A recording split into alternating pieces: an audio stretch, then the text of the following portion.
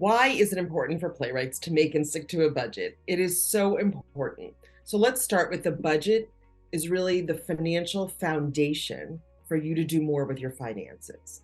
So by sticking to a budget, and let's just create some sort of spending plan. I like that word much better than budget.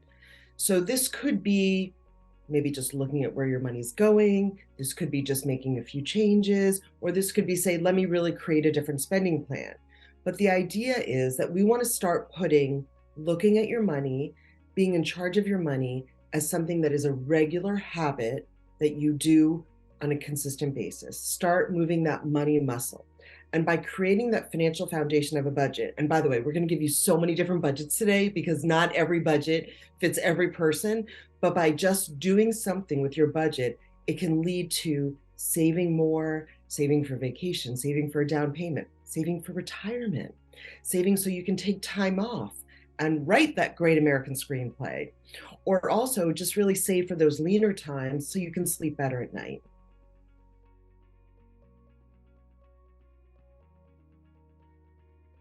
What if thinking about budgeting makes you panic? First of all, I get it. I see it all the time. Whenever I start talking about budgeting or creating a budget or spending smarter, people start to sweat a little bit, their eyes get wide or really small. So let's just get started and take one action item that makes you feel like you're starting to get more control of your finances. My favorite way to get started is get a tracking app. There's free ones that you can link to your checking account or debit card or credit card, or there's ones that have a nominal fee. I like the free ones because number one, they don't cost anything, and I'm kind of a budget gal. But second of all, they really look at where your spending has gone on a consistent basis that you don't have to input the information. My favorite ones are Mint, YNAB, which stands for You Need a Budget, or Personal Capital. But your bank might also have a great one. Bank of America, Chase, Citibank has ones as well. The benefit of really looking at a tracking app is, let's face it, we're on our phones most of the time. So why not use your phone to your advantage and say, okay, let me just start looking at where my money's going on a regular, consistent basis. And I promise you, you will feel less panicky.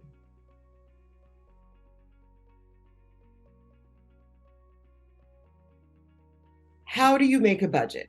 So many budgets to choose from. So we're going to start with one of my favorites that's actually been around a long time, but still keeps popping up.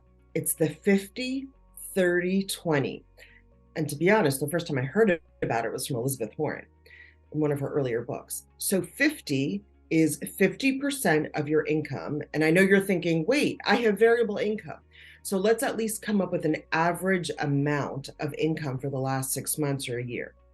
So 50% are your needs. Your needs are your mortgage if you own your own home, you rent if you're renting, your utilities, your cell phone, your insurance. On the whole, this number doesn't really change. The next category, which is 30%, are your wants. So maybe groceries are a needs because you have a fixed amount that you go to the grocery store, or you get a fixed amount from Instacart or Fresh Direct, but maybe you spend a little extra at the grocery store, or maybe you eat out a lot, or maybe you take taxis or transportation, or you're buying clothing. So the idea is the wants, which is you have control over this, is going to be limited to 30% of your average income. And then the 20% is your savings. So the idea is that you want to consistently put something aside, whether it's a down payment fund, it's an emergency savings account, it's retirement, or ideally all of those, but ideally take 20% of your average income and put that away. Now, maybe 50, 30, 20 doesn't work for you. Maybe you're more 70, 10, and 20. Fine. Just at least have a percentage for each of those three categories. Needs, those are your fixed expenses that don't change. Wants, those are the variable expenses such as eating out, clothing, and then lastly, savings.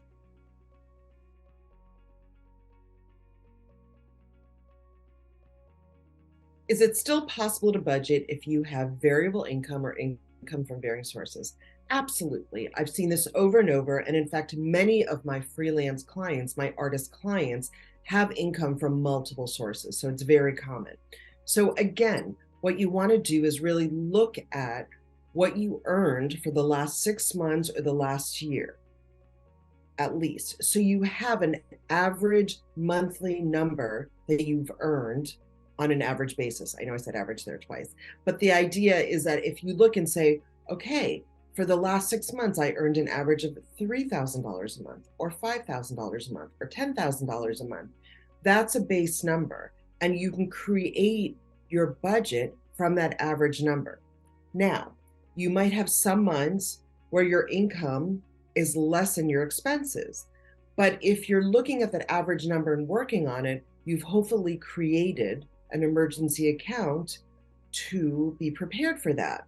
The key is when you have a month where you get a lot of checks or you have a lot of income, is to not spend it all and still keep to that budget so you're prepared for those famine months.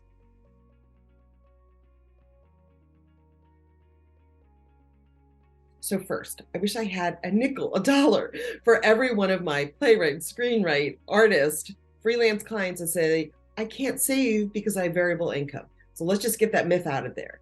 I'm going to give you some great ways to start saving. And the key is make savings a line item in your regular budget. Always, every time you get paid, think about, how can I save just a morsel, save just a portion? So it's just as important as paying your rent, your health insurance, or going out to eat. So first, every time you get paid, whether it's $100, $1,000, $10,000, take a percentage of that and put that into a separate savings account. I'm a huge fan of high yield online savings accounts, such as Marcus.com, which is paying over 3%, or American Express Savings, or Capital One 360. You just want to make sure that they're FDIC insured, which these are, and then obviously no fees, because again, I don't want you to pay anything extra. So literally, you get a check, you take a percentage and put that into a separate savings account. So that's the first easiest way to save. The second, which I know I might hear some, no, Galia, I can't do, but I promise you, I see this with my clients with variable income, is put yourself in an automatic monthly savings account. That means that no matter what, you have money taken out of your checking account every month. I know you're thinking, no, I can't. But what if you started with $25 a month or $50 a month? Would you miss that taken from your checking account? No, you wouldn't. And you'll be thanking me when all of a sudden you have $100, $200, $300 in a separate account that you didn't even miss and you didn't know how it got there. And then 6 months from now, you can take that $25 and increase it to $50, or take that $50 and increase it to $100. So just get started with automatic savings. You won't miss it. And then here's one more last tip that I love, is I'm a huge fan of the Acorn app. So this is a savings rounding up app. So it's an app that you would link to your debit card or your credit card. So for example, you go to Starbucks and spend $4.50, they'll charge you $5. And that extra 50 cents, you invest or save, and you have access to whatever you want. And so by doing that with the Acorn app, you're actually saving an extra $50, $100, $200 a month, which again, you will not miss.